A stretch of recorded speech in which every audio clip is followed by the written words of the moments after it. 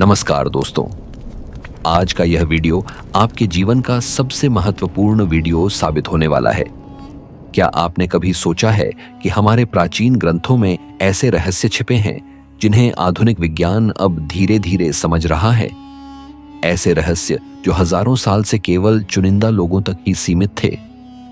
हमारे प्राचीन ऋषि मुनियों ने शरीर के विकास के ऐसे रहस्यों की खोज की थी जिन्हें आज के आधुनिक विज्ञान ने भी सिद्ध किया है।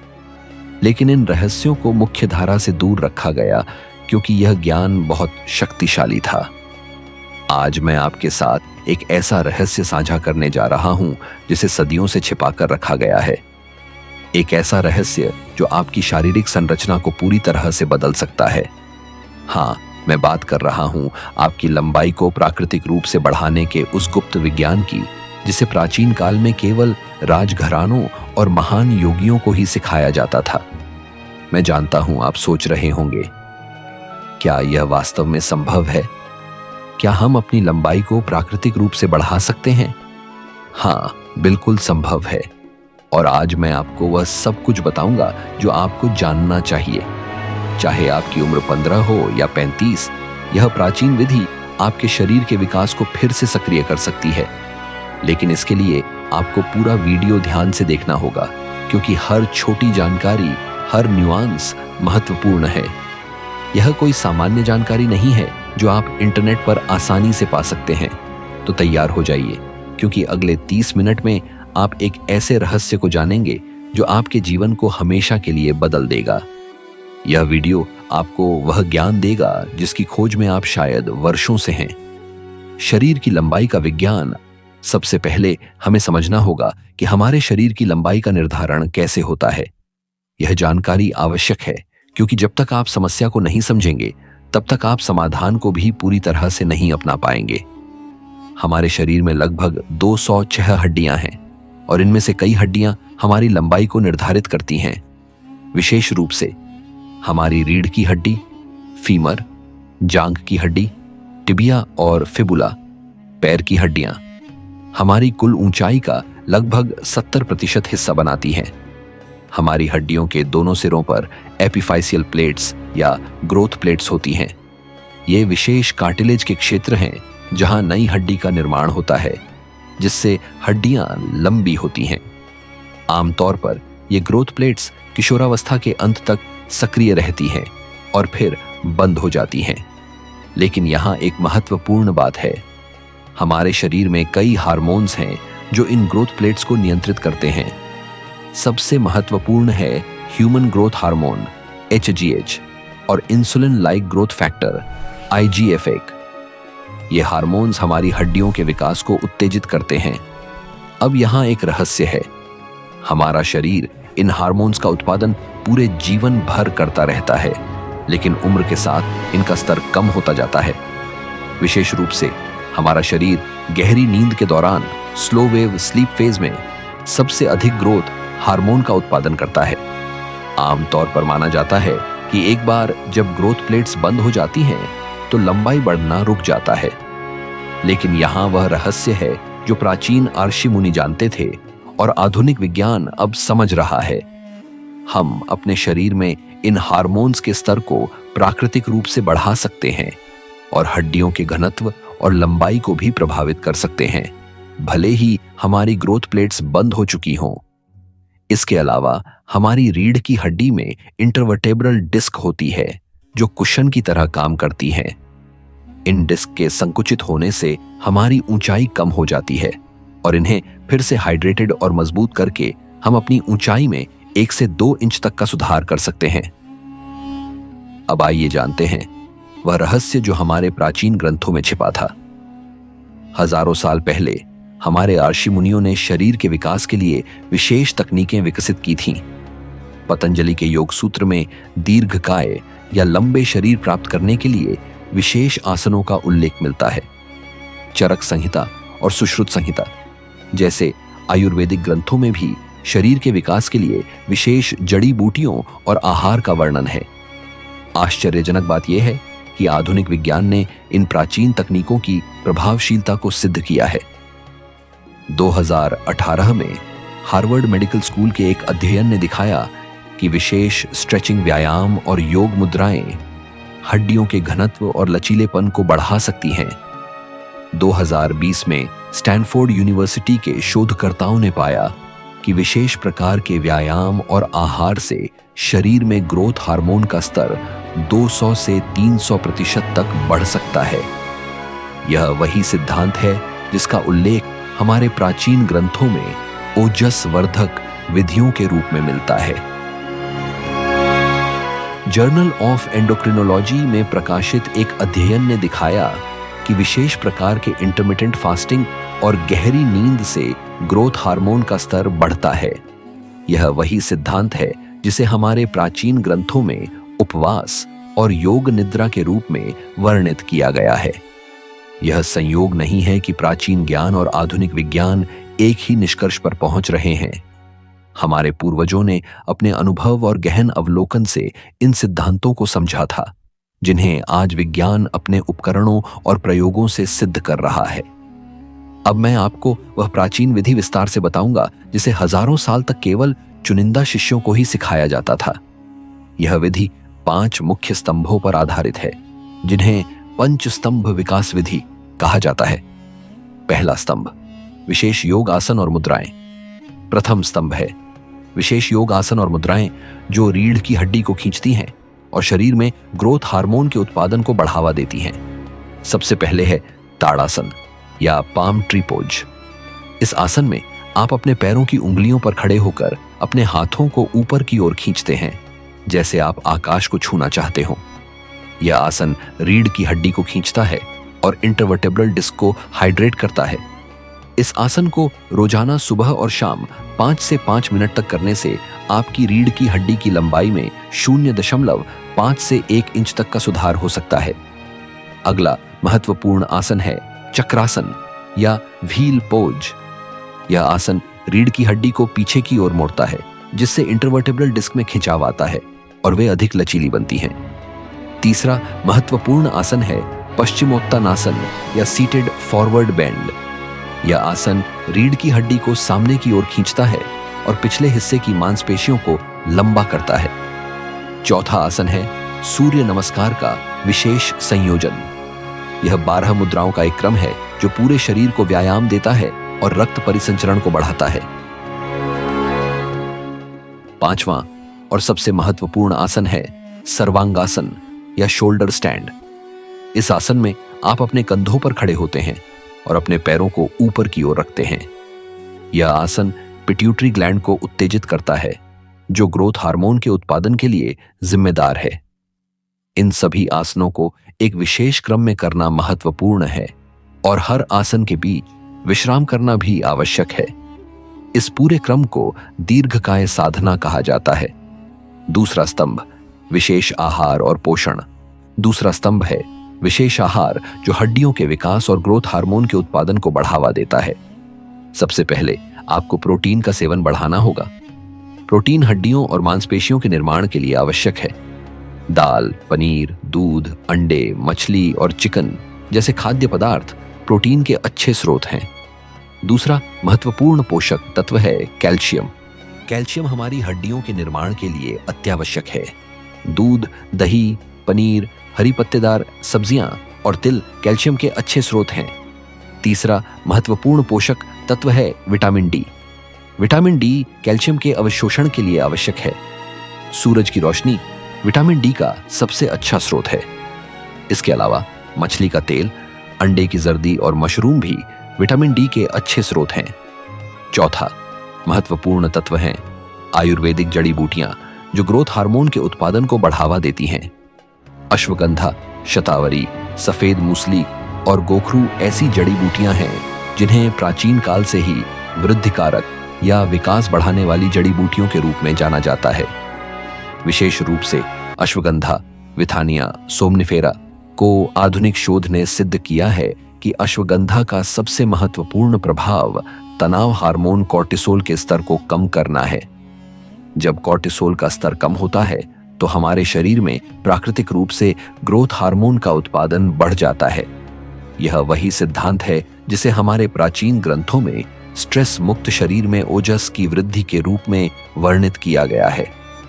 इसके अतिरिक्त अश्वगंधा की सबसे अनोखी विशेषता है कि यह हमारी नींद के गहरे चरण स्लो वेव स्लीप को बढ़ाता है, जो वही समय है जब हमारा पिट्यूटरी ग्लैंड 75% ग्रोथ हार्मोन का स्राव करता है। इस प्रकार अश्वगंधा एक प्राकृतिक ग्रोथ हार्मोन एक्टिवेटर की तरह काम करता है। 5वां महत्वपूर्ण तत्व है विशेष प्रकार का उपवास या इंटरमिटेंट फास्टिंग। 16 घंटे का उपवास और 8 घंटे के भीतर भोजन करना ग्रोथ हार्मोन के स्तर को बढ़ाता है। यह वही सिद्धांत है जिसे हमारे शास्त्रों में लघु उपवास के रूप में वर्णित किया गया है। तीसरा स्तंभ, विशेष नींद पैटर्न। तीसरा और सबसे महत्वपूर्ण स्तंभ है विशेष नींद पैटर्न। हमारा शरीर गहरी नींद के दौरान सबसे अधिक ग्रोथ हार्मोन का उत्पादन करता है, विशेष रूप से स्लो वेव स्लीप फेज में। प्राचीन ग्रंथों में ब्रह्म मुहूर्त में जागने का उल्लेख मिलता है, जो सूर्योदय से लगभग 1.5 घंटे पहले का समय होता है। इस समय जागने से शरीर का सर्कैडियन रिदम, दिन रात का चक्र संतुलित रहता है, जिससे रात में गहरी नींद आती है। दूसरा महत्वपूर्ण पहलू है योग निद्रा का अभ्यास। यह एक प्राचीन तकनीक है जिसमें शरीर पूरी तरह से आराम की अवस्था में होता है, लेकिन मन जागृत रहता है।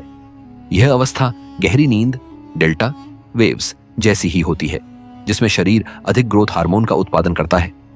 तीसरा महत्वपूर्ण पहलू है नींद का समय। आपको रात 10 बजे से पहले सोना चाहिए और कम से कम 7 से 8 घंटे की नींद लेनी चाहिए। रात 10 बजे से 2 बजे के बीच की नींद सबसे महत्वपूर्ण होती है, क्योंकि इस दौरान शरीर में ग्रोथ हार्मोन का स्तर सबसे अधिक होता है। चौथा पहलू है नींद से पहले का रूटीन। सोने से पहले गर्म दूध में हल्दी और अश्वगंधा मिलाकर पीना चाहिए। इसे क्षीरबल वर्धक कहा जाता है, जो नींद की गुणवत्ता को बढ़ाता है और ग्रोथ हार्मोन के उत्पादन को उत्तेजित करता है। 5वां पहलू है इलेक्ट्रॉनिक उपकरणों से दूरी। सोने से कम 1 घंटे पहले सभी इलेक्ट्रॉनिक उपकरणों, मोबाइल, टीवी, लैपटॉप का उपयोग बंद कर देना चाहिए। इन उपकरणों से निकलने वाली नीली रोशनी मेलाटोनिन हार्मोन के उत्पादन को कम करती है, जिससे नींद की गुणवत्ता प्रभावित होती है। चौथा स्तंभ है विशेष व्यायाम और गतिविधियां, जो हड्डियों के विकास को उत्तेजित करती हैं और ग्रोथ हार्मोन के स्तर को बढ़ाती हैं। सबसे पहला और सबसे महत्वपूर्ण व्यायाम है हैंगिंग या लटकना। सिर्फ 5 से 10 मिनट तक एक बार में लटकने से रीढ़ की हड्डी खिंचती है और इंटरवर्टेब्रल डिस्क में खिंचाव आता है, जिससे आपकी ऊंचाई बढ़ सकती है। दूसरा महत्वपूर्ण व्यायाम है स्क्वैट्स और डेडलिफ्ट्स। ये व्यायाम टेस्टोस्टेरोन और ग्रोथ हार्मोन के स्तर को बढ़ाते हैं, जो हड्डियों के घनत्व और मजबूती को बढ़ाते हैं। तीसरा महत्वपूर्ण व्यायाम है high intensity interval training, HIIT। यह व्यायाम ग्रोथ हार्मोन के स्तर को बढ़ाता है और मेटाबॉलिज्म को तेज करता है। चौथी महत्वपूर्ण गतिविधि है तैराकी। तैराकी पूरे शरीर को व्यायाम देती है और रीढ़ की हड्डी पर गुरुत्वाकर्षण के प्रभाव को कम करती है, जिससे रीढ़ की हड्डी खिंचती है और लंबी होती है। 5वीं महत्वपूर्ण गतिविधि है बास्केटबॉल या वॉलीबॉल जैसे खेल, जिनमें कूदना और खिंचाव शामिल होता है। ये गतिविधियां हड्डियों पर दबाव डालती हैं, जिससे वे मजबूत और लंबी होती हैं। 5वां और अंतिम स्तंभ है मानसिक अभ्यास और ध्यान। हमारा मन और शरीर गहराई से जुड़े हुए हैं और हमारे विचार हमारे हार्मोन्स को प्रभावित करते हैं। सबसे पहला मानसिक अभ्यास है विजुअलाइजेशन या कल्पना। रोजाना 10 से 15 मिनट अपने आप को लंबा और स्वस्थ कल्पना करें। यह अभ्यास आपके मस्तिष्क को आपके शरीर में सकारात्मक परिवर्तन लाने के लिए प्रोग्राम करता है। दूसरा महत्वपूर्ण अभ्यास है संकल्प या दृढ़ संकल्प। हर सुबह और रात को अपने आप से कहें, मैं हर दिन लंबा और मजबूत हो रहा हूं, मेरी हड्डियां मजबूत और लंबी हो रही हैं। यह अभ्यास आपके अवचेतन मन को प्रोग्राम करता है। तीसरा महत्वपूर्ण अभ्यास है प्राणायाम या श्वास नियंत्रण, विशेष रूप से अनुलोम विलोम और भ्रामरी। प्राणायाम तनाव को कम करते हैं और शरीर में ऑक्सीजन के प्रवाह को बढ़ाते हैं। तनाव हमारे शरीर में कॉर्टिसोल हार्मोन के स्तर को बढ़ाता है, जो ग्रोथ हार्मोन के विपरीत काम करता है। इसलिए तनाव को कम करना बहुत महत्वपूर्ण है। चौथा महत्वपूर्ण अभ्यास है ग्रेटिट्यूड या कृतज्ञता। हर रात सोने से पहले अपने जीवन में आशीर्वादों के लिए धन्यवाद दें। यह अभ्यास सेरोटोनिन और डोपामाइन जैसे सकारात्मक हार्मोन्स के स्तर को बढ़ाता है, जो ग्रोथ हार्मोन के उत्पादन को भी बढ़ाते हैं। पांचवां महत्वपूर्ण अभ्यास है ध्यान या मेडिटेशन। रोजाना 20 मिनट ध्यान करने से तनाव कम होता है और शरीर में सकारात्मक हार्मोन्स का स्तर बढ़ता है। अब आइए देखें कि आधुनिक विज्ञान इस प्राचीन विधि की प्रभावशीलता को कैसे सिद्ध करता है। 1988 में ऑस्ट्रेलिया के गार्वन इंस्टीट्यूट के डॉक्टर केवाइहो और उनकी टीम, जिसमें मेयो क्लिनिक के डॉक्टर जे.डी. वेल्डुइज और वर्जीनिया विश्वविद्यालय के एम.एल. जॉनसन शामिल थे, के नेतृत्व में किए गए एक ऐतिहासिक अध्ययन ने दिखाया कि इंटरमिटेंट फास्टिंग से ग्रोथ हार्मोन का स्तर 200 से 500% तक बढ़ सकता है। इस अध्ययन ने सिद्ध किया कि 16 से 24 घंटे के उपवास से शरीर में ग्रोथ हार्मोन की पल्स फ्रीक्वेंसी और एम्पलीट्यूड दोनों में वृद्धि होती है। 2023 में growth hormone and IGF research journal में प्रकाशित एक अध्ययन ने दिखाया कि नियमित स्ट्रेचिंग व्यायाम और योग मुद्राएं विशेष रूप से बच्चों और किशोरों में ग्रोथ हार्मोन के स्तर को बढ़ाने में सहायक हो सकती हैं। वर्जीनिया विश्वविद्यालय के डॉक्टर एम.एल. हार्टमैन और उनके सहयोगियों के अध्ययन ने जर्नल ऑफ क्लिनिकल इन्वेस्टिगेशन में प्रकाशित होकर दिखाया कि उपवास के दौरान ग्रोथ हार्मोन का स्राव कैसे बढ़ता है और इसके जटिल रिदम कैसे एम्प्लीफाई होते हैं। 2024 में nature's NPJ metabolic health and disease journal में प्रकाशित नवीनतम शोध ने पुष्टि की कि वाटर ओनली फास्टिंग और इंटरमिटेंट फास्टिंग से ग्रोथ हार्मोन में महत्वपूर्ण वृद्धि होती है। बोस्टन यूनिवर्सिटी के डॉक्टर माइकल हॉलिक, जो विटामिन डी के विश्व प्रसिद्ध विशेषज्ञ हैं, के अनुसार विटामिन डी और कैल्शियम के ऑप्टिमम लेवल से हड्डियों का घनत्व और मजबूती बढ़ती है, विशेष रूप से ग्रोइंग एज में। अब मैं आपको एक विस्तृत 90 दिन का ट्रांसफॉर्मेशन प्लान बताऊंगा, जिसे आप अपने दैनिक जीवन में आसानी से अपना सकते हैं। अपनी ऊंचाई को हर सप्ताह मापें और प्रगति का ट्रैक रखें। अपने शरीर की मुद्रा पर विशेष ध्यान दें। अपने आहार में गोखरू और ब्राह्मी जैसी अतिरिक्त आयुर्वेदिक जड़ी बूटियों को शामिल करें।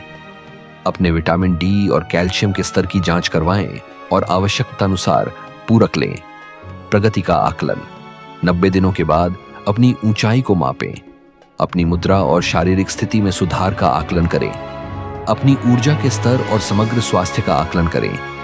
सावधानियां और महत्वपूर्ण नोट्स: इस प्राचीन विधि को अपनाने से पहले कुछ महत्वपूर्ण सावधानियों और नोट्स पर ध्यान देना आवश्यक है। चिकित्सकीय परामर्श: किसी भी नए व्यायाम या आहार योजना को शुरू करने से पहले अपने चिकित्सक से परामर्श करें, विशेष रूप से यदि आपको कोई स्वास्थ्य समस्या है। धैर्य रखें, परिणाम दिखने में समय लगता है। यह एक रातों रात का चमत्कार नहीं है, बल्कि एक धीमी और स्थिर प्रक्रिया है। अपने शरीर की सीमाओं का सम्मान करें और अतिउत्साह से बचें। आयुर्वेदिक जड़ी बूटियों का सेवन करने से पहले एक योग्य आयुर्वेदिक चिकित्सक से परामर्श करें, विशेष रूप से यदि आप कोई दवा ले रहे हैं। उम्र का कारक: यह विधि सभी उम्र के लोगों के लिए प्रभावी है, लेकिन युवा लोगों में परिणाम अधिक स्पष्ट होते हैं। निरंतरता: सबसे महत्वपूर्ण बात है निरंतरता। इस विधि को अपने दैनिक जीवन का हिस्सा बनाएं, न कि एक अस्थायी प्रयोग।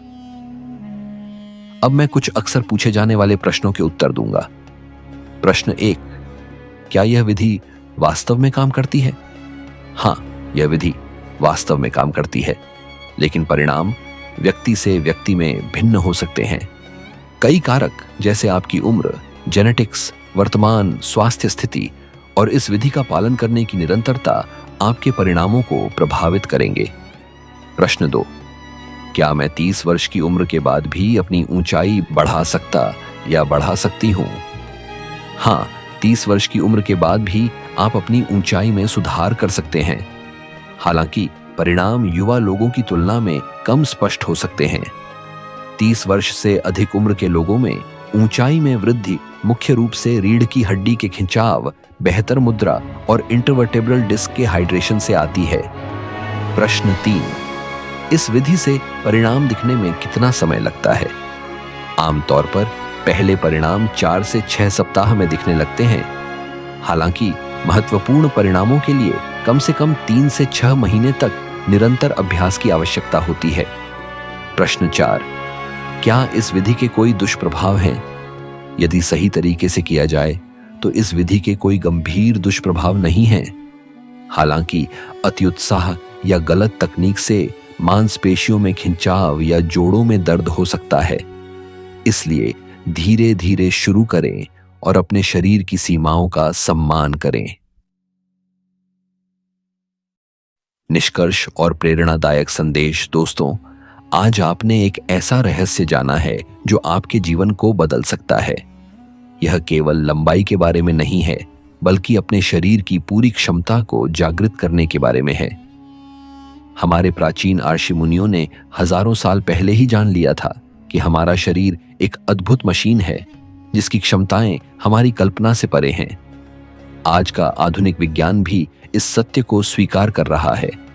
याद रखें, यह कोई जादू नहीं है, बल्कि विज्ञान है, प्राचीन और आधुनिक विज्ञान का संगम।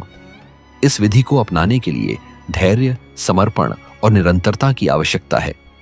आज से ही इस प्राचीन विधि को अपने जीवन में शामिल करें और अपने परिणामों से मुझे कमेंट्स में जरूर बताएं।